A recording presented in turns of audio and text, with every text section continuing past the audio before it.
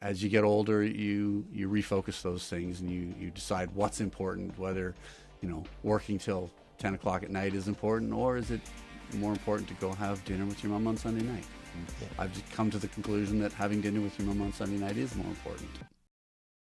So, Mr. David Bottrill, welcome to the show. Mr. Blake Bottrill, thank you very much for having me. So my first question obviously has to be, are you ready to get hurt again? Yeah.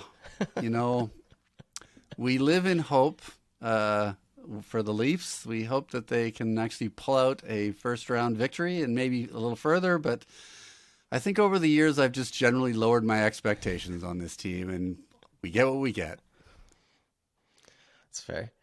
I start with that topic a little bit in jest, but you actually helped James Myrtle publish an article in The Athletic about a new goal song that you had written for or produced for the Maple Leafs about a year ago, and you were attempting to get it in front of people. How important is it for creative people to have an outlet beyond what might be their primary work or project? Oh, I think it's really important. Creativity is really the lifeblood, I think, of humanity in a lot of ways. That if you spend your entire existence either experiencing creativity is great, but participating in it feeds part of your soul that nothing else feeds, I think. So having an outlet outside of your regular gig, I think, whatever it is, it doesn't have to be the painting, sculpting, any kind of creativity, writing, gardening, dock building, anything like that, anything that you get that sense of accomplishment from and feel like you've managed to actually contribute to the beauty of the world. So I have this quote that I've been mulling over recently from an author named Jason Pergin, who wrote some like comedy horror stuff, something, I think it's called John Dies at the End. And there's another one that's a book about spiders. Anyways, not super relevant, but the quote says basically, accept that your heroes are full of shit and your heroes aren't gods, just regular people that probably got good at one thing by neglecting literally everything else. And I know that you've become friends with a number of people who other people might view as heroes. I just wanted to kind of get your reaction to that quote and how you tend to address sort of the modest fame that you have and also deal with those also in that world. Yeah, I'd agree. It's a modest amount of fame that I get, and it's mostly industry based, which is all I ever really wanted. I didn't want fame myself, but as far as meeting your heroes or working with people that you admire, yes, you're right. Sometimes success is built out of avoiding things you don't like to do or other parts of your life. Not always is that the case, though. Sometimes it's just a matter of really working hard on the thing that you love. You don't have to neglect everything else like family relationships, other interests. And sometimes, in fact, if you're a creator, that other interests actually can feed into the other thing you do. I spent a lot of time years ago working for an artist called Peter Gabriel, as you know, and he thrived on distraction. So he was incredibly creative musically, but he would fill his other time with all kinds of things, including charity work and organizing charity tours. But he was also, when I was working with him, trying to put together a theme park. And, he had artistic and functional interests in lots of different things. And that fed into his ultimate creativity such that, he was able to draw on life experience outside of just music in order to aid in his creativity. Talking about being regular people, you have this dichotomy of the modest amount of fame that we'll call it and just being a normal guy. It was weird to me that all of my friends in high school were sort of fanboys of you and all the work that you've done with I think it was the BT Bam album, the Dream Theater album, and then obviously all the Tool stuff. But it was weird to me that they were sort of fanboys and you were just Uncle Dave. And I know that family is super important to you, given that I know that you try to have dinner with your mom every Sunday still. How do you continue to prioritize, or make sure you continue to prioritize time for family and things like that in a world that's constantly vying for our attention? Maintaining those relationships is really difficult. And you really have to make the effort. When I was younger and I was living in England, it was sort of not easier, but I couldn't see family as much as I wanted to, and that was hurtful. But I did reach out, back in the days it was just phone, and, then cell phone, and then, we've come now to the Zoom sort of thing. But it's something that you really actively have to nurture, because I found, when I was really driven and trying to build my career, a lot of those things did get neglected, and I regret a lot of that. I wasn't spending enough time in some of my younger relatives' lives a lot of the time, and I feel bad about that. But hopefully, as I've gotten older and I've refocused what's important to me, then I'm hoping to kind of make up for some of that neglect over the years from before. It's really hard, especially with in working in the creative fields. I mean, yourself, the work that you do, you don't just stop at 5 o'clock. You go into the evenings, and certain things in your life get neglected. Hopefully you have people around you that understand that. And my family was always incredibly understanding of what I did. Even when I started, early on in studios where I wasn't making anything, I was working for free or $300 a month kind of thing. They were understanding. Yeah. They knew that I had a passion for it, and were accepting of the fact that they wouldn't maybe see me a lot of the time. As you get older, you refocus those things, and you decide what's important, whether, working till 10 o'clock at night is important, or is it more important to go have dinner with your mom on Sunday night? And I've come to the conclusion that having dinner with your mom on Sunday night is more important. Sticking with family for just a minute, and on the continual theme there of making sure you're prioritizing the right things. You lost your dad when you were 19. I lost my dad, your brother, when I was 14 or 15. How much did that experience cause you to grow up a little faster than maybe you otherwise would have? I think it took a long time before I actually did grow up. You see, when that happened for me, I was already at the stage where I was kind of on the cusp of young adult. You were not. You were much younger, and so it affected you in ways that I can only I can't imagine. Really, losing your dad at 15, it was horrible. Losing mine at 19 was pretty bad, but it kind of put me to sleep a little bit, and I became quite selfish, and I went down a couple of paths that weren't the best. And it actually, funnily enough, as you say this, and I don't want to choke myself up, but it was your dad who came back and kind of kicked me in the ass at one point, and helped me to realize that I wasn't the only person that had suffered this loss. Others had too, and I could reach out and maybe help people a little bit more. And then it kind of culminated in my third year of college, when a really good friend of mine actually committed suicide at that point, and that kind of woke me back up in a way, as well as your dad berating me at the time. But it really pointed out that I was going down the wrong path, and at that point, I shifted my energies to the more creative side of my life, got a internship in a studio, and kind of ran down that road. Got to a place where I felt comfortable with where my life path was going.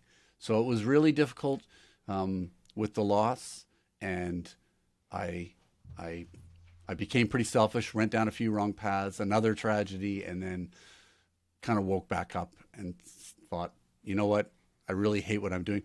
Kind of the same as you, when you were in university, and it was like, well, I tried this, and this is trying to make this work, and then tried that didn't work. Now you're on a great path, right? Yeah. Same, our our histories are kind of intertwined that way, I think. That seems fair to say to me. So you're giving an address at Queen's University in Kingston next month, and you're going to receive an honorary degree. What's your outgoing message to those students that are about to hop into the real world, as we've just talked about dealing with all sorts it is of a stuff little it's a little cliched, unfortunately. I'm not the greatest writer in the world, but it really is. There's a number of themes in there, but a lot of it is, find a purpose you can fall in love with, and find a way to fall in love with that purpose, but also give back and use your skills. There's a lot of growing up over time, and I feel like I'm still growing up in a way at 61 years old. But my manager Nicole, she put me up for an honorary doctorate at Queen's, which unbeknownst to me, and I'm extremely grateful for it. I would have never thought that would happen, but she put me up for this, and they accepted. And so, my message to them is to try to you can't go down the same path as other people all the time, but finding things in life that really make you happy, that if you're working on something, you're going to be doing it a long time, and you ought to be happy while you're doing it. So that's generally the theme of what I want to tell them. Yeah. And sort of leads into the next question of, as these students go out into the working world, you started what is now your career as a T-boy, working an unpaid internship at a music studio that's just down the road from me here in Hamilton. I'm a big proponent of doing free work when it helps advance your career. Why do you think people have such a visceral reaction today when people talk about unpaid internships, even when they don't necessarily have the skills that they want to be paid for? I took the unpaid internship because I walked into a recording studio and fell in love. Not everybody has that gift given to them. Some people really just want to do a job, work for the weekend, and utilize their resources and time on other things in life. I think creatives generally find that you're forced into the giving your time for free. As long as you're receiving something of knowledge in return, I think it's fine. When it turns into, hey, band, can you play here at my restaurant for free just for the exposure? I've spent a career seeing bands get screwed over for, potential exposure, and, essentially that doesn't pay the rent. And I think creatives have spent a lot of time giving away their, especially when they get to the point when they're quite accomplished, being asked to give away their skill. Early on in your career, early on in life, sure, I took on things for free all the time, and that's fine. You get to a certain point in your life and people are still asking you that, you have to really value yourself. So I can understand a certain visceral reaction to the being asked to do things for free when you have a certain skill set already developed. If you're learning, no problem. But then the client has to understand at that point what they're getting is a learning experience as much as anything. So there has to be a line that I think creatives draw at some point of what they're willing to give away for free, and if they're going to learn something by it, and what they feel like they're worth after a while. Yeah, for sure. I think it's always definitely a trade-off of either you're learning something or you're networking with people. I'm sure you know as well as I do that the adage of who you know and not what you know is more true than anyone wants it to be. Mm-hmm.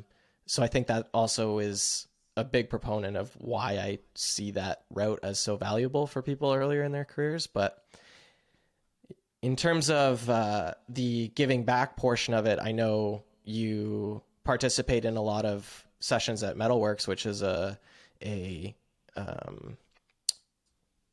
university college type program in Toronto. How is that experience? And we'll get to some of the charity stuff you do later, but how is directly working with students in that sort of capacity help to fulfill you past the creative endeavors? Yeah, well, going to Metalworks and Harris Institute and doing like little mini seminars or talks with people, there's a thirst for knowledge of amongst these kids about the industry and about people's experience. And I've just been doing it for a long time, so they can pick my brain about stuff, and I can give back to them and help them, much like I do with the artists that I work with, help them to avoid pitfalls and avoid going down avenues that I've already been down and find that it doesn't work. You know, sometimes people listen, sometimes they don't, but you can always say, look, I've run down this street and here's where it led for me. It may lead somewhere different for you, but this is where it led me. And it's really, really fulfilling to speak to these students and, look at their enthusiasm and kind of get back that early feeling of falling in love with what you do for a living from them. Because that's what happened to me at the very beginning. It was like walking into a studio, doing sessions at the beginning, and thought this was the best thing ever. And seeing that in their eyes, that, like this is an amazing doorway to a path that's going to be an amazing career or amazing life, and seeing that in their eyes really kind of feeds me back into the same kind of feeling that I had at the beginning of my career. Yeah, touching on the artist side of that too, I've heard you talk about how it almost feels better for you to have taught something to your artists or have them say that they learned something or get something out of the session beyond just making a hit record. And that's where you have the fulfillment. It's not getting 3 Grammys or having a best-selling single or whatever it is. It's about the artist and seeing them on their journey and their growth through the whole process. Absolutely. As you said, the best compliment I can get from an artist is when they come to me after the record and say, I'm a better musician because of working with you. That's, you can't beat that. So switching gears a little bit here, my trip to Thailand sort of drastically reshaped how I saw the world. And not that you started traveling at the exact same time that I did, but you're much more traveled than I am. What's maybe your biggest takeaway or revelation from all the time that you've spent traveling? Well, you got lots of time left. Traveling's not done for you yet, I'm sure. I gained a really fascinating perspective from traveling, from all the places in the world that I've been. I think I saw the injustice of income inequality around the world. We'd played a place in Costa Rica, a big stadium, and a lot of rich people were there. And then to get to the place, you're driving past corrugated tin buildings, full of people. And in India, same thing. We were, out playing near the Red Fort, and outside there are throngs of people living in tents, which you now see, sadly, in Toronto and Hamilton. But getting a perspective and spending time in places. I did a lot of touring, which was great, but you're really in and out quite quickly. You're into the city, out of the city.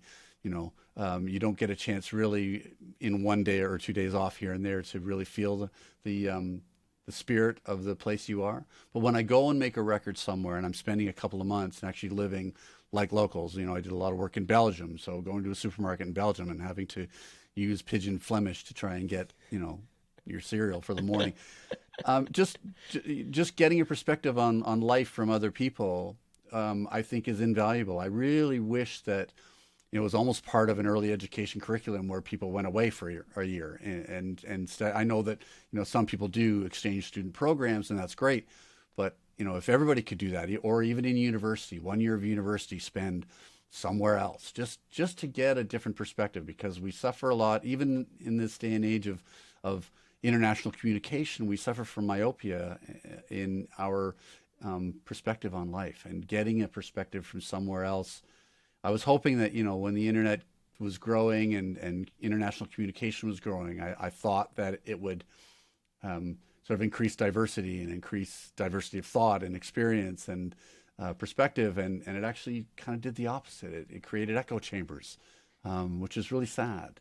And so in a way, physically going somewhere and just spending time in another place, learning how other people live. You don't have to you don't have to go everywhere, but just realizing that people live different lives in different parts of the world and have different ideas on what's important.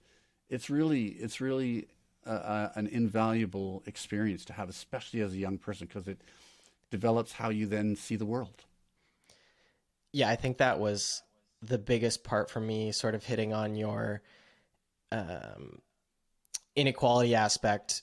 When I went over to Thailand, obviously it's not quite as bad as some other places, but just going over there and seeing the disparity in income, and I could live very, very comfortably for about 800 Canadian dollars a month at the time.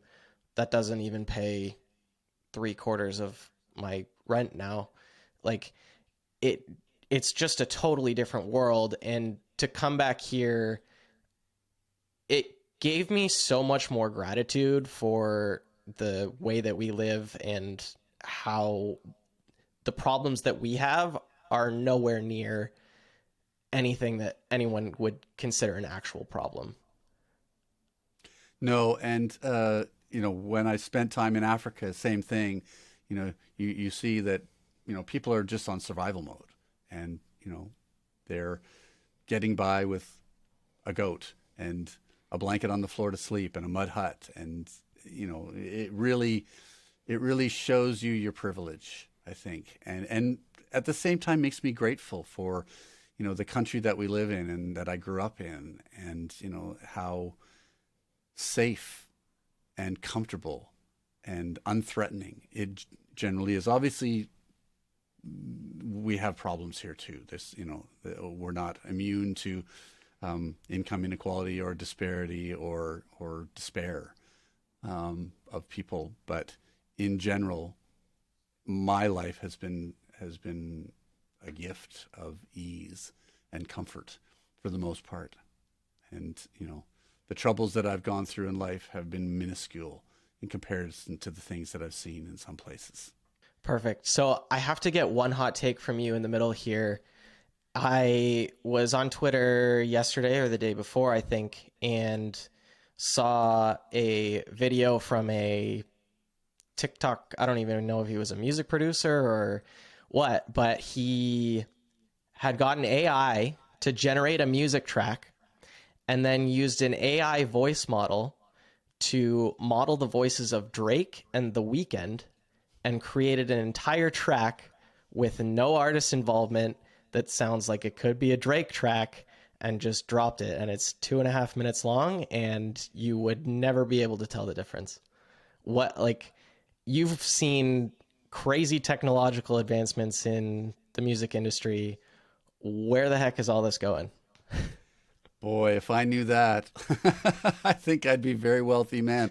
You know, I think that machines will probably be able to do this kind of work. They're all, however, pulling on the creativity of the past. I think the modern AI programs are not working from a blank slate, right? They're not coming from, well, there's nothing going on here, but now I have access to every sample library, every vocal modeling algorithm that's out there, so I can do a pastiche of anything if I'm Chat GPT music AI program, Yeah. right? I can do that, but coming up with something from a blank slate, I think that's, I suppose as humans we do have the same access, but I think our filters are more complex. Our filters of that information that we've taken in is dependent completely on our life experience. So I still think that, at least at this point, humans will come up with more originality in creation. The AI programs will be able to replicate and maybe improve using so many influences that we as a human can't get. We can't listen to every song, every sound library, everything. There's just not enough time. So I don't know whether it will be a good or a bad thing. I'd be very curious to hear an an AI program come up with a folk song or a piece of classical music, I'm sure there'd be something interesting to be learned from it. I'm still a humanist, and I work with humans. I'd rather work with people, as frustrating as it can be sometimes. I think that we ourselves as people are doing enough to make creative endeavors be difficult in the world of American Idol or The Voice or whatever, these things that make music more of a disposable thing. That's where I see more of the problem in music being a disposable commodity as opposed to a life-enriching experience.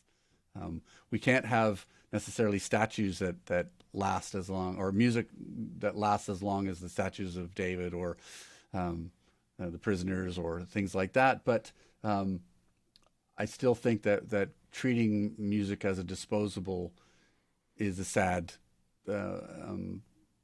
end to where we've utilized entertainment these days. Yeah. I definitely wholeheartedly agree with you, and I'm excited to see where it goes from a possibility perspective, but definitely don't think that we're going to be replacing the artistry that is. I mean, it's, you know what? It's kind of, for me, AI is kind of like the rhyming dictionary, right? It's providing you with source materials, providing you with ideas. If it can give you ideas and fuel your own creativity by giving you different perspectives and different suggestions on things, great. A rhyming dictionary, if you use it long enough, can write a song, can write a lyric, can write a poem, that rhymes. Yeah. Whether it be good or not, I don't know, but it's another tool. I think that the AI programs for me will just end up being another tool. And as always, when you look at things like guitar amplifiers that were turned up way beyond what they were supposed to be, or voice tuning programs turned way up, broken essentially, that's where creativity really lies, is in the breaking of the new technologies and using it in ways that it wasn't intended to be used in. So it'd be very interesting to see, AI programs when they're kind of broken by the creators, and see what they come up with then. Yeah, I hadn't even really thought about the analogy of breaking old technologies and what that could possibly lead to as well. That'll be exciting. Okay, switching gears, and we'll jump into the charity that you've been a part of for the better part of 15 years now, called Make Music Matter. And I know all about it. We've worked together on some projects, but for people who aren't familiar, can you give us the 2-minute overview of what Make Music Matter is and what you do for communities around the world? Sure. So I'm the board chair now of this charity called Make Music Matter. And what we do is we use the creation of music to help heal trauma. And it doesn't matter how the trauma is generated, but what happens is we get people who have suffered trauma somehow. Say, for example, in our flagship site in Pansy Hospital in the DRC. It was set up to do reconstructive surgery for women that had suffered gender-based violence as a result of the conflict in the Congo. So they come into the hospital, they would get their surgeries, and then they come in groups with a music producer and a therapist, and they start telling their stories. And the music producer will have some chords going on in the background. They'll write their story, and then they'll turn it into more of a lyric or poetry, and then the music will come up, and then they turn them into songs, and then they sing the songs, and they record the songs, and we mix them professionally, and then they do performances of them. And what they do is they end up regaining their agency, and they become advocates for their situation. And the actual process of writing this and telling their stories reduces their trauma or their anxiety or their PTSD by significant amounts. We've had many studies done, peer-reviewed studies, and the trauma reduction is better than anything they've ever tried before. So essentially using the creative process to help heal trauma. And we're moving into Canada, into the Indigenous communities, working with, among other things, survivors of the residential school system or the children of survivors of the residential school system. we're training right now with some people down at Harris Institute, and opening our first few sites in northern Alberta within the next couple of months. So, yeah, it's a creative endeavor that heals people's trauma and anxiety and PTSD. We'll have to try and make a trip out to one of those Canadian sites once they're. Yeah, it's pretty amazing, and we actually then take the music, release it through Warner Music Canada, and the artists, we call them artists, not patients or victims, retain ownership of their content. So any royalties that come, there aren't many at the moment, but we've been promoting and building our system through Warner Music Canada, and we have a publishing and record label called A4A, Artists for Artists, and we release the music through those platforms. It goes Spotify, Apple Music, all the digital platforms around the world, and we've got a couple of vinyl albums of greatest hits as well to put out. So I think we've done over 35 albums now, and served over 10,000 artists. There you go. The vinyls are really cool. I saw a couple years back. They are bright blue and orange, and they're freaking awesome. So slight tangent to that, as we sort of talked today, the Distilled newsletter that went out this morning is on different approaches to mental health and brain health, and obviously something that's deeply connected to the Make Music Matter ethos. I mean, I have my opinion, but do you have any sort of opinion on why you think maybe people in Western society have been a little bit more resistant to trying some of these alternative methods of therapy? I'm not sure. I think that people see probably alternative therapy as, hippie singing bowls, sitting in the middle of a field, drum circles, that sort of thing. And it kind of gets a bad rap. But I think that, if you're suffering and conventional methods aren't helping, then why not try something else? Who knows? At that point, you might find something that you weren't expecting actually really helping with your healing and recovery, depending on however, whatever your mental health situation is. There's all kinds of, opportunities to, and systems that are being built now that can help, and trying different things. It's kind of like when you're young and you're trying to figure out what foods you like. Well, you try different things. You don't like this, you don't like that. Somebody we both know won't eat anything that's green, for example. But when you're young, you're sort of developing that. As you grow older, there's lots of things that you are, have had that affect your mental health. And, we're coming into an age where everybody's working on a more holistic kind of healing program for people. And I think that maybe we're reaching a threshold where people are starting to become more accepting of these things. Yeah. Hopefully, anyway. For sure. You touched briefly on the work that's being done at the Pansy Hospital with Dr. Mukwege, and that stuff now being peer-reviewed and published as, like you're saying, more effective than anything else they've tried in terms of treating PTSD and sexual trauma and everything like that. Obviously, the recognition is huge, and being able to stand on that is amazing, and it helps for things like funding. But as there has to be part of you that maybe, and I guess I shouldn't put these words in your mouth, but like doesn't actually care, because you're seeing the process and you're like, this works. Like, it doesn't matter if it's peer reviewed or not. Like, I know what's happening here, and I know that it works. Sure. Yeah. I mean, but I'm one person, right? And I can see the experience. I know how it works. I know how effective it is.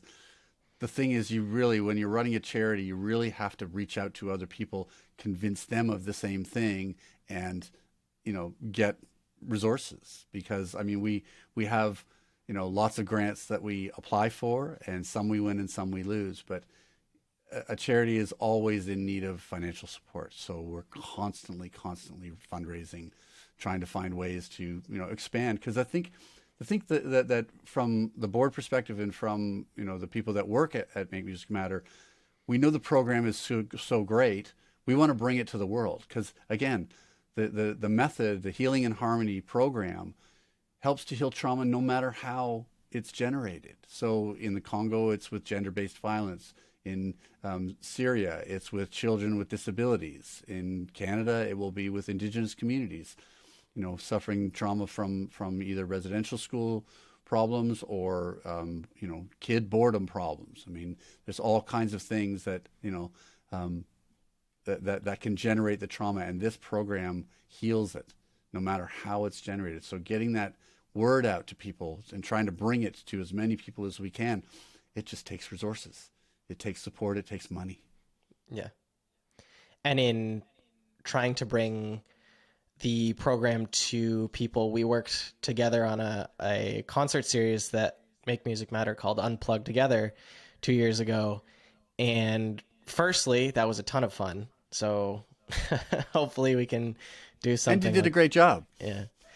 It was definitely a ton of fun. But secondly, how important is it to have people who believe in the program that have sort of a devout following, like the Ian DeSau's and the Cone McCaslins of Billy Talent and Sum 41 or the Trues or whoever it be, that have that devout following that they can reach more people with the idea of this program?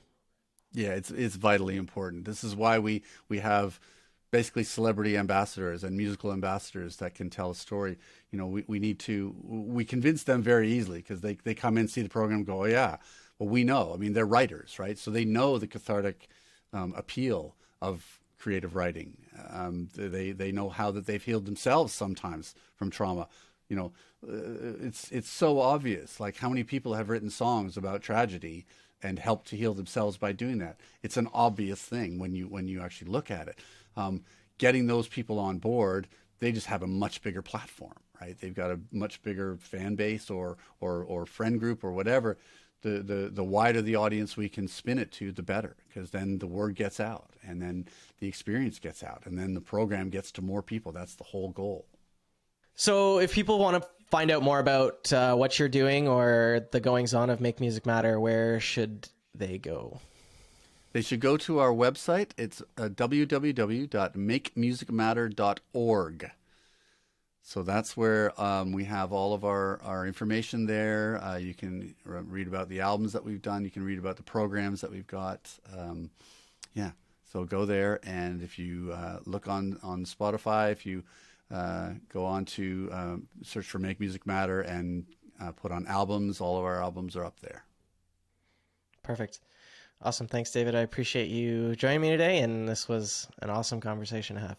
My pleasure, Blake. It's great to see you, as always.